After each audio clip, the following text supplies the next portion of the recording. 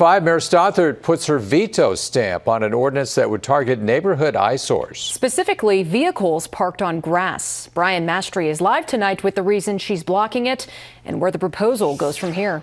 Aaron, John, Mayor Stothert says that what the council did last week creates confusion and raises questions. She said the city already gets hundreds of complaints every year for people parking on the grass and not the pavement, and that's already on the books.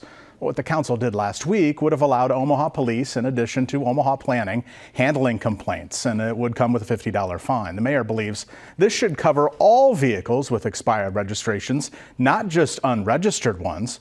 During the public hearings, opponents argued that the ordinance would target lower income areas more heavily and homes that don't have driveways. Proponents said that fewer things do more to bring down the value of a neighborhood than cars parked in the yard.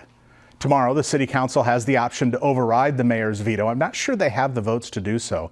They need 5 to override, but last week, 4 council members, not 5, supported the changes, so they need to have someone change their mind.